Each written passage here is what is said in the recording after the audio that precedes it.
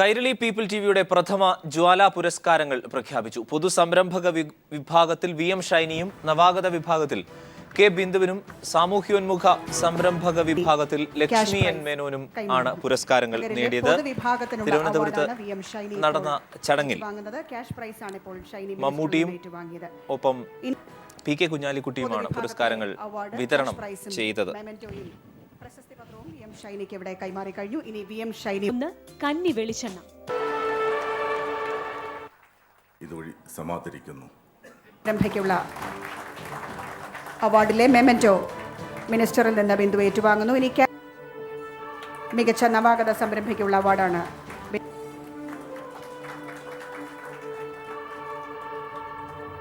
വളരെ നന്ദി. ഇനി ശ്രീമതി ബിന്ദുവിന്റെ വാക്കുകൾ നമുക്ക്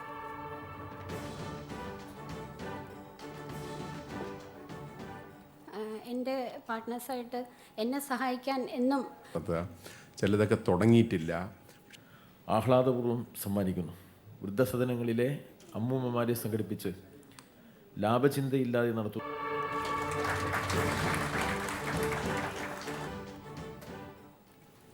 വേദിയിലും സദസ്സിലുള്ള എല്ലാവർക്കും എൻ്റെ ശക്തി, അവരുടെ മഹത്വം നമ്മൾ മനസ്സിലാക്കാൻ ഓരോ വർഷവും കൈരളിക്ക് സാധിക്കും.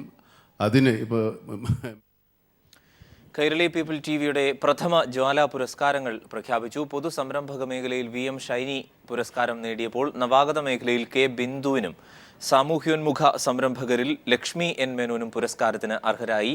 മമ്മൂട്ടിയും PK കുഞ്ഞാലിക്കുട്ടിയും ചേർന്നാണ് തിരുവനന്തപുരത്ത് പുരസ്കാരങ്ങൾ വിതരണം ചെയ്തത്. ഇത് പുതിയ ദിശാബോധത്തിനുള്ള നാന്ദിയാണ് എന്നാണ് മന്ത്രി PK കുഞ്ഞാലിക്കുട്ടി പറഞ്ഞത്. കൂടുതൽ പേർ ഇത്തരത്തിൽ സംരംഭക മേഖലകളിലേക്ക് കടന്നു വരുന്നതിന് തരത്തിലുള്ള സഹായങ്ങൾ സർക്കാരിൻ്റെ ഭാഗത്തു നിന്ന് ഉണ്ടാകും എല്ലാ അർത്ഥത്തിലും എന്നതടക്കമുള്ള കാര്യങ്ങൾ അദ്ദേഹം തിരുവനന്തപുരത്ത് പറയുകയും ചെയ്തു. കൈരളി പീപ്പിൾ ടിവിയുടെ പ്രഥമ പൊതു സംരംഭക പുരസ്കാരങ്ങൾ കൂടിയാണ് തിരുവനന്തപുരത്ത് പ്രഖ്യാപിച്ചത്. 3 വിഭാഗങ്ങളിലായി പുരസ്കാരങ്ങൾ പ്രഖ്യാപിക്കുകയായിരുന്നു. കൺസ്യൂമർ ഫെഡിലെ കഴിഞ്ഞ 5 വർഷത്തെ ഇടപാടുകളെക്കുറിച്ച് അന്വേഷിക്കണമെന്ന് ഡയറക്ടർ ബോർഡിൽ ആവശ്യമുയർന്നു. അതേസമയം കൊച്ചി കൺസ്യൂമർ ഫെഡ് ആസ്ഥാനത്ത് സമരം ചെയ്ത ജീവനക്കാർക്കെതിരെ പോലീസ് നടത്തിയ ലാത്തിചാർജിൽ നിരവധി ജീവനക്കാർക്ക് പരിക്കേറ്റു. കൺസ്യൂമർ ഫെഡ് ബോർഡ് യോഗത്തിലെ അതേ സംഘർഷാവസ്ഥയായിരുന്നു പുറത്തും. വിവിധ ആവശ്യങ്ങൾ ഉന്നയിച്ച് CITUവും മാനേജ്മെന്റിനെ അനുകൂലിച്ച് INTUCയും ഓഫീസ് വളപ്പിനകത്ത് മുദ്രാവാക്യം വിളി തുടങ്ങി. ജോലി ചെയ്യാൻ അനുവദിക്കണമെന്നും മുൻ MD ടോമിൻ ജെ തച്ചങ്കരിക്ക് അനുകൂലമായും ഏതാനും തൊഴിലാളികൾ പുറത്തും അണിനിരുന്നതോടെ യോഗസ്ഥലം സംഘർഷഭരിതമായി. ഇതിനിടെ ഓഫീസ് കെട്ടിടത്തിലേക്ക് ചെരുപ്പെറിഞ്ഞു. തുടർന്ന് ജീവനക്കാരെ പിരിച്ചുവിടാൻ പോലീസ് ലാത്തി വീശുകയായിരുന്നു. മീഡിയ 1 ക്യാമറമാൻ സിജോയെ പോലീസ് വളഞ്ഞിട്ട് തല്ലി.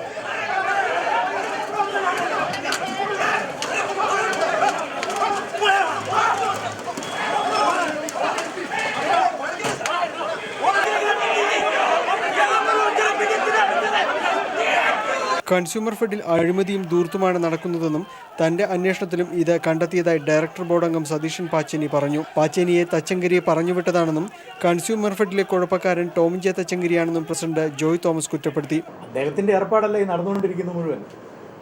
അദ്ദേഹമല്ലേ ഇതിന്റെ എല്ലാം പുറകില്. ഇവിടുന്ന് ഇറങ്ങിപ്പോയപ്പോൾ കരഞ്ഞ ഇറങ്ങിപ്പോയത്. സാധാരണക്കാരന് വിലക്കയറ്റത്തിൽ ആലംബമാകേണ്ട കൺസ്യൂമർ ഫെഡ് കോൺഗ്രസ് ഗ്രൂപ്പ് പോരിൽ ഇല്ലാതാവുകയാണ്. News bureau, Kochi. Medical council of ഇന്ത്യക്കെതിരെ സുപ്രീം കോടതി. കൗൺസിലിന്റെ പ്രവർത്തനങ്ങൾ പലതും സംശയാസ്പദമാണെന്നും സുപ്രീം കോടതി കുറ്റപ്പെടുത്തി. വിദ്യാർത്ഥികളുടെ ഭാവി നശിപ്പിക്കുന്ന തരത്തിലാണ് മെഡിക്കൽ കൗൺസിലിന്റെ പ്രവർത്തനമെന്നും സുപ്രീം കോടതി. കേരളത്തിൽ 3 മെഡിക്കൽ കോളേജുകൾക്ക് പ്രവർത്തന അനുമതി നൽകിയ ഹൈക്കോടതി ഉത്തരവിനെതിരെ കൗൺസിൽ നൽകിയ ഹർജി സുപ്രീം കോടതി തള്ളി. Wayanad DM, Palakkad PK Das, Adoor mount CO എന്നീ കോളേജുകൾക്കെതിരെയുള്ള ഹർജിയാണ് തള്ളിയത്. SSLC പരീക്ഷാ ഫലപ്രഖ്യാപനത്തിലെ വീഴ്ചയിൽ പരീക്ഷാ ഭവൻ സെക്രട്ടറി ഉൾപ്പെടെയുള്ളവർ വീഴ്ച വരുത്തിയതായി റിപ്പോർട്ട്. അതേസമയം കുറ്റക്കാർക്കെതിരെ എന്ത് നടപടിയെടുക്കുമെന്ന് മന്ത്രി PK അബ്ദുറബ്ബ് വ്യക്തമാക്കിയിട്ടില്ല. ഈ വർഷത്തെ SSLC ഫലപ്രഖ്യാപനത്തിലുണ്ടായ പിഴവുകൾ സംബന്ധിച്ച് പൊതുവിദ്യാഭ്യാസ additional chief secretary S Senthil ഉൾപ്പെടെയുള്ള 4 അംഗ സമിതി റിപ്പോർട്ടിന്റേതാണ് കണ്ടെത്തലുകൾ. തെറ്റായ സ്കോർ ഷീറ്റ് ഫോർമാറ്റ് ഉപയോഗിച്ചത് ഡേറ്റ എൻട്രിയിൽ തെറ്റുകൾ കടന്നുകൂടാൻ ഇടയാക്കി. പരീക്ഷാഭവൻ സെക്രട്ടറിയും അവിടുത്തെ ഡേറ്റ എൻട്രി ഓപ്പറേറ്റർമാരും സ്കോർ സൂപ്പർവൈസർമാരുമാണ് ഈ വീഴ്ചയ്ക്ക് കാരണമായത്. സബ്ജക്ടിവിറ്റി കറക്ഷൻ മാർക്ക് തീരുമാനം NICയെ അറിയിക്കുന്നതിലും പരീക്ഷാ സെക്രട്ടറി വീഴ്ച വരുത്തി. SSLC പരീക്ഷ നടത്തുന്നതിൽ അനുഭവ സമ്പത്തില്ലാത്ത ഉദ്യോഗസ്ഥരെ നിയമിച്ചതായും റിപ്പോർട്ട് കണ്ടെത്തിയിട്ടുണ്ട്. ഒപ്പം പരീക്ഷാ ഭവനും NICയും തമ്മിൽ ആശയവിനിമയം നടത്തുന്നതിലുണ്ടായ പിഴവും കാരണമായി. എന്നാൽ ഉദ്യോഗസ്ഥർക്കെതിരെ എന്ത് നടപടി സ്വീകരിക്കും എന്നതിൽ മന്ത്രി PK അബ്ദുൾ റബ്ബ് വ്യക്തമായ മറുപടി നൽകിയില്ല. എത്ര ഉദ്യോഗസ്ഥന്മാർ എന്നുള്ളതിൻ്റെ കണക്കിൽ കൊണ്ടുവന്നിട്ടില്ല. അത് ബൃഹത്തായ ഒരു വലിയ റിപ്പോർട്ടാണ്. ആ റിപ്പോർട്ടിൻ്റെ അത് പഠിച്ച് അതിനനുസരിച്ചുള്ള നടപടികൾ DPI സ്വീകരിക്കും. അതാണ് അവർ പറഞ്ഞത്. അല്ല, അത് നടപടി എടുക്കുമ്പോഴല്ലേ പറയാൻ പറ്റുള്ളൂ. അത് നടപടി എടുക്കുന്ന ഉദ്യോഗസ്ഥന്മാർ പിന്നീട് പറയും. അന്വേഷണ റിപ്പോർട്ട് സമർപ്പിച്ചെങ്കിലും പിഴവുകൾക്ക് കാരണക്കാരായ മറ്റു ഉദ്യോഗസ്ഥരെയും ഇനിയാകും DPI കണ്ടെത്തുക. News bureau, Thiruvananthapuram. തദ്ദേശ തെരഞ്ഞെടുപ്പ് സീറ്റ് വിഭജനത്തിൽ UDFൽ സംസ്ഥാന തലത്തിൽ ധാരണയായില്ല. സീറ്റുകൾ ജില്ലാതലത്തിൽ തീരുമാനിക്കാൻ നിർദ്ദേശം നൽകി. അതേസമയം കോൺഗ്രസിലെ ഗ്രൂപ്പ് തർക്കങ്ങളിൽ കക്ഷി നേതാക്കൾ അതൃപ്തി അറിയിച്ചിട്ടുണ്ട്. സീറ്റ് വിഭജനത്തിൽ UDF ഉന്നതാധികാര സമിതിയിൽ പൊതുധാരണയായില്ല. ജില്ലാതല സമിതികൾ ചേർന്ന് തീരുമാനമെടുക്കാനാണ് നിർദ്ദേശം. ഇടുക്കിയിൽ കേരള കോൺഗ്രസ് എമ്മും മലപ്പുറത്ത് ലീഗും കൂടുതൽ സീറ്റ് ആവശ്യപ്പെട്ടു. പ്രാദേശിക നേതാക്കളെ കൂടി പങ്കെടുപ്പിച്ച് 2 ജില്ലയിലെയും തർക്കങ്ങളിൽ കൂടുതൽ ചർച്ച നടത്തും.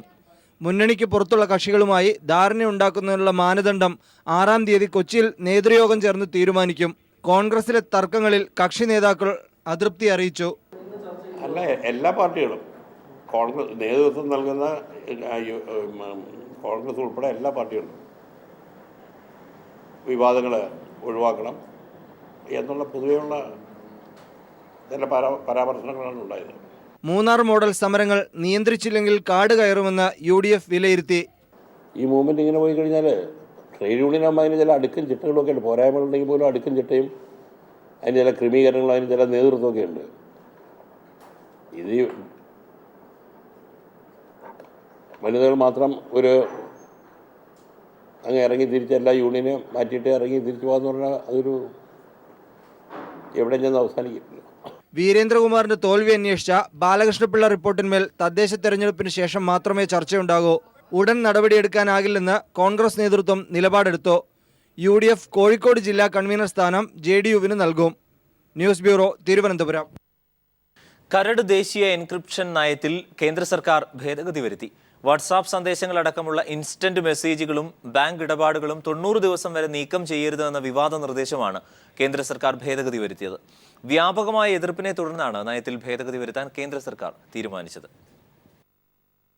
വാട്സാപ്പ്, ഹാങ്ഔട്ട്, SMS അടക്കം ഇന്റർനെറ്റ് വഴി അയക്കുന്ന എല്ലാ സന്ദേശങ്ങളും പരിശോധനയ്ക്ക് വിധേയമാക്കണമെന്നായിരുന്നു കേന്ദ്ര സർക്കാർ പുറത്തിറക്കിയ കരട് നയം പറഞ്ഞിരുന്നത്. വിദേശ കമ്പനികൾ അവരുടെ സേവനം രാജ്യത്ത് തുടങ്ങുവാൻ തീരുമാനിച്ചാൽ കേന്ദ്ര സർക്കാരിൽ നിന്ന് അനുമതി വാങ്ങണം. വിവരങ്ങളും അനുബന്ധ സാങ്കേതിക വിദ്യയുടെ പകർപ്പും കൈമാറാമെന്ന ഉടമ്പടിയിൽ ഒപ്പുവെക്കുന്നവർക്ക് മാത്രമാണ് രാജ്യത്ത് പ്രവർത്തനാനുമതി നൽകുക എന്നിവയായിരുന്നു കരട് നയത്തിൽ പറഞ്ഞിരുന്ന വ്യവസ്ഥകൾ. കരട് എൻക്രിപ്ഷൻ നയം അനുസരിച്ച് കമ്പനികൾ അനുബന്ധ എൻക്രിപ്ഷൻ സോഫ്റ്റ്വെയർ അല്ലെങ്കിൽ ഹാർഡ്വെയർ സർക്കാർ നിയമിക്കുന്ന ഏജൻസികൾക്ക് നൽകണം. കർശന പരിശോധനകൾക്ക് ശേഷം മാത്രമായിരിക്കും പ്രവർത്തനാനുമതി. ഇതിനായി സർക്കാർ ആവശ്യപ്പെടുന്ന സേവനം കമ്പനികൾ നൽകേണ്ടി വരും.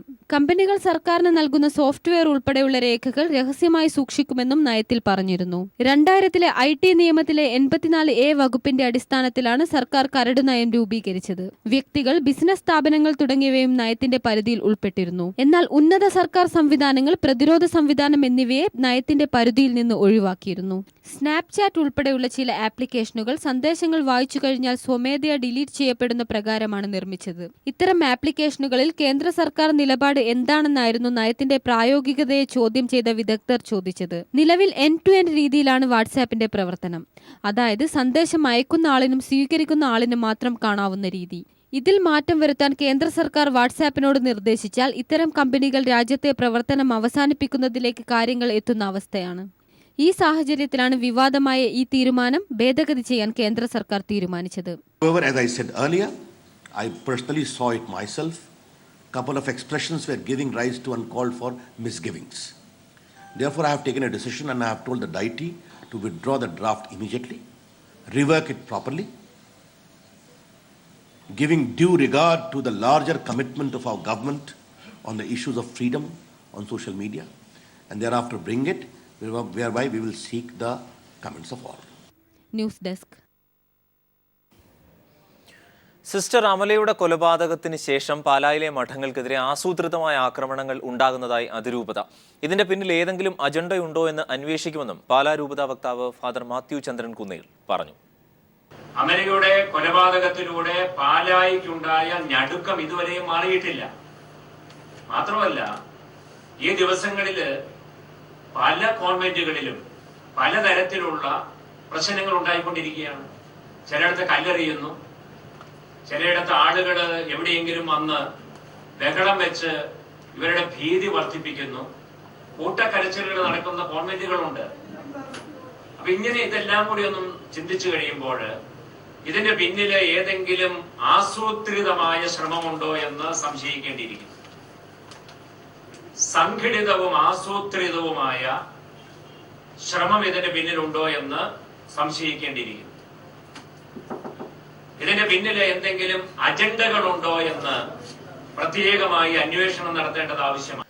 സ്പീക്കർക്കെതിരെ PC ജോർജ് സമർപ്പിച്ച ഹർജിയിൽ ഹൈക്കോടതിയിൽ നാളെ വാദം കേൾക്കും. സ്പീക്കർക്കെതിരെ ഹർജി സമർപ്പിക്കാനാകില്ലെന്ന് ഹൈക്കോടതി രജിസ്ട്രിയുടെ വാദം കോടതി തള്ളി. മലയാളം കമ്മ്യൂണിക്കേഷൻസ് ലിമിറ്റഡ് ചെയർമാനായി മമ്മൂട്ടിയെയും മാനേജിംഗ് ഡയറക്ടറായി ജോൺ ബ്രിട്ടാസിനെയും വീണ്ടും തെരഞ്ഞെടുത്തു. തിരുവനന്തപുരത്തെ കോർപ്പറേറ്റ് ഓഫീസിൽ ചേർന്ന വാർഷിക ജനറൽ ബോഡിയിലാണ് ഇരുവരെയും വീണ്ടും തെരഞ്ഞെടുത്തത്. ഡയറക്ടർ ബോർഡ് അംഗങ്ങളായി 7 പേരെയും യോഗം തെരഞ്ഞെടുത്തു. തിരുവനന്തപുരം കോർപ്പറേറ്റ് ഓഫീസിൽ ചേർന്ന 15ാമത് വാർഷിക ജനറൽ ബോഡി യോഗമാണ് മമ്മൂട്ടിയെ ചെയർമാനായും ജോൺ ബ്രിട്ടാസിനെ മാനേജിംഗ് ഡയറക്ടറായും വീണ്ടും തെരഞ്ഞെടുത്തത്. TR Ajayan, PS Siddhartha Menon, advocate CK Karunakaran, advocate MM Monayi, VK Muhammad Ashraf, A Vijayaraghavan, AK Moosa master എന്നിവരാണ് ഡയറക്ടർ ബോർഡ് അംഗങ്ങൾ. ചാനൽ രംഗത്തെ കടുത്ത മത്സരങ്ങൾക്കിടയിലും കൈരളി TVക്ക് ലാഭമുണ്ടാക്കാൻ കഴിഞ്ഞത് നേട്ടമാണെന്ന് ചെയർമാൻ മമ്മൂട്ടി പറഞ്ഞു. ഈ ചാനൽ ആരംഭിക്കുമ്പോൾ നമ്മൾക്ക് മുമ്പോ നമുക്ക് ശേഷമോ ആരംഭിച്ച പല ആളുകളും തളർന്ന് വഴിയിൽ വീണു, ചിലരൊക്കെ മടങ്ങിപ്പോയി, 1-2 പൂട്ടി, പലതൊക്കെ തളർച്ചയിലാണ്. ആ സമയത്തും നമ്മൾ അത്യാവശ്യം ആരോഗ്യത്തോടെ നിലനിൽക്കുന്നു എന്നുള്ളത് തന്നെ വലിയ കാര്യമാണ്. അത്രത്തോളം മത്സരമുള്ള ഒരു രംഗമായി മാറിയിരിക്കുന്നു. ഇതിനിടയിലും നമ്മളിപ്പോൾ ലാഭ ഭാഗത്താണ്. 4ാമത്തെ ചാനലായ കൈരളി അറേബ്യ തുടങ്ങാനായതിലൂടെ മലയാളം കമ്മ്യൂണിക്കേഷൻസിന്റെ ആസ്തി വർദ്ധിച്ചതായി മാനേജിംഗ് ഡയറക്ടർ ജോൺ ബ്രിട്ടാസ് പറഞ്ഞു. വളരെ തീക്ഷ്ണമായിട്ടുള്ള ഒരു മത്സരമാണ് ദൃശ്യമാധ്യമ രംഗത്ത് നടക്കുന്നത്. വലിയ കോർപ്പറേറ്റ് ഹൗസുകളോ അല്ലെങ്കിൽ വിദേശ മൂലധനമോ ഇല്ലാതെ തന്നെ നമ്മൾ ഈ ഒരു പോരാട്ടത്തെ നേരിട്ടുകൊണ്ട് ചെറിയൊരു ലാഭമെങ്കിലും ഉണ്ടാക്കി ഇന്ത്യയിലെ 700 ചാനലുകളിൽ ഒരു 10-40 ചാനലുകൾ മാത്രമേ ലാഭം ഉണ്ടാക്കുന്നുള്ളൂ. അപ്പോൾ ഒരു കണക്കിന് പറഞ്ഞാൽ ആ 40 ചാനലുകളുടെ പട്ടികയിലേക്ക് വരാൻ കൈരളിക്ക് കഴിഞ്ഞു. വാർഷിക ജനറൽ ബോഡി യോഗത്തിൽ company secretary KP Sukumaran Nair സ്വാഗതവും finance and technical senior director M Venkitaraman നന്ദിയും പറഞ്ഞു. News bureau, Thiruvananthapuram.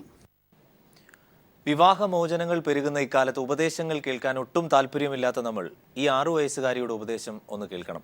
വിവാഹമോചന ശേഷം അച്ഛനും അമ്മയും സുഹൃത്തുക്കളായി കഴിഞ്ഞുകൂടെ എന്ന അഭ്യർത്ഥന ഒരുപക്ഷെ ഈ കുഞ്ഞിന് മാത്രം പറയാനുള്ളതാകില്ല. എനിക്കെന്റെ അച്ഛനും അമ്മയും എല്ലാവരും സുഹൃത്തുക്കളായി ഇരിക്കാനാണിഷ്ടം. എല്ലാവരും സന്തോഷത്തോടെ ഇരിക്കണമെന്നാണ് ആഗ്രഹം. വിവാഹമോചന ശേഷം അമ്മയും അച്ഛനും ഒരുമിച്ച് കഴിയണമെന്ന് 6 വയസ്സുകാരി ടിയാന അഭ്യർത്ഥിക്കുന്നത് ഇങ്ങനെ ഒരുപാട് കാര്യകാരണങ്ങൾ വിശദീകരിക്കേണ്ടി വരുന്ന നിസ്സഹായ അവസ്ഥയിൽ നിന്നുകൊണ്ടാണ്. 3 മിനിറ്റ് വീഡിയോയിൽ അവൾ അമ്മയോട് സംസാരിച്ചു തുടങ്ങുന്നത് അച്ഛന്റെ സുഹൃത്താകാൻ അമ്മ തയ്യാറല്ലേ എന്ന് ചോദിച്ചുകൊണ്ടാണ്. I don't want you and my dad to be replaced and meanies again. I want you and my dad to be placed as settled and be friends. I'm not trying to be mean. I just want everyone to be friends. ഒഴിവാക്കാനാവുന്ന കാരണങ്ങൾ ഒരാവർത്തി ചിന്തിക്കാൻ പോലും മനസ്സ് കാണിക്കാതെ ഒരു കടലാസ തുണ്ടിലൂടെ അവസാനിപ്പിക്കുന്ന ബന്ധങ്ങൾക്കിടയിൽ കണ്ണുനിറയുന്ന പ്രിയപ്പെട്ട ചിലരെങ്കിലും ഉണ്ടാകും. ആരെയാണ് കൂടുതൽ ഇഷ്ടമെന്ന് ചോദിക്കുമ്പോൾ അച്ഛനെയും അമ്മയെയും എന്ന് പറയുന്ന ബാല്യം. നിയമം വീതിച്ചു നൽകുമ്പോഴും അമ്മയുടെ സ്നേഹവും അച്ഛന്റെ ലാളനയും ഒരുമിച്ച് അനുഭവിക്കാൻ കൊതിക്കുന്നുണ്ടാകും അവൾ. And if we live in a world where everyone's being mean, everyone's going to be a monster in their future. What if there's just a little bit of persons and we will eat them, then no one will ever be here. Only the monsters in our place. എനിക്കിങ്ങനെ ഇത്രയും നന്നായി ചിന്തിക്കാമെങ്കിൽ നിങ്ങൾക്കും എല്ലാവർക്കുമാകാമെന്ന് പ്രതീക്ഷിക്കുന്നു. കുഞ്ഞു Tiana പറഞ്ഞവസാനിപ്പിക്കുമ്പോൾ കണ്ണുകൾ നിറഞ്ഞ അമ്മ Sherry അവളെ കെട്ടിപ്പിടിച്ച് ഒരു ഉമ്മ കൊടുക്കുന്നുണ്ട്. Thank you, Tiana. Come and give mommy chip chip. I love you. I love you too. International desk. BJP president Amit ഷായ്ക്ക് തെരഞ്ഞെടുപ്പ് കമ്മീഷന്റെ നോട്ടീസ്. തെരഞ്ഞെടുപ്പ് കമ്മീഷൻ പാർട്ടിയുടെ നിയന്ത്രണത്തിലാണ് എന്ന പശ്ചിമബംഗാൾ BJP നേതാവ് ജോയ് ബാനർജിയുടെ വിവാദ പരാമർശത്തെ തുടർന്നാണ് കമ്മീഷൻ നോട്ടീസ് അയച്ചത്. മനുശങ്കർ ദില്ലിയിൽ നിന്ന് വിവരങ്ങളുമായി. മനു, വിവരങ്ങൾ. അരുൺ, കേന്ദ്ര തെരഞ്ഞെടുപ്പ് കമ്മീഷൻ BJPയുടെ കൈകളിലാണെന്ന BJP നേതാവ് ജോയ് ബാനർജി കഴിഞ്ഞ ദിവസം പശ്ചിമ ബംഗാളിലെ മയൂരേശ്വറിൽ നടന്ന പൊതുയോഗത്തിൽ പ്രസംഗിച്ചിരുന്നു. ഈ പ്രസംഗം വിവാദമാകുകയും ചെയ്തിരുന്നു. തുടർന്നാണ് തെരഞ്ഞെടുപ്പ് പെരുമാറ്റച്ചട്ട ലംഘനത്തിന്റെ പേരിൽ ഇപ്പോൾ പാർട്ടി അധ്യക്ഷൻ അമിത് ഷായ്ക്ക് തന്നെ തെരഞ്ഞെടുപ്പ് കമ്മീഷൻ നോട്ടീസ് അയച്ചിരിക്കുന്നത്. പശ്ചിമ ബംഗാളിലെ മയൂരേശ്വറിൽ നടന്ന പൊതുയോഗത്തിനിടെയായിരുന്നു അണികളെ ആവേശഭരിതമാക്കിക്കൊണ്ട് ജോയ് ബാനർജി പ്രസംഗം നടത്തിയത്. അന്ന് ജോയ് ബാനർജി മനുശങ്കറാണ് വിവരങ്ങൾ നൽകിയത് ദില്ലിയിൽ നിന്ന്.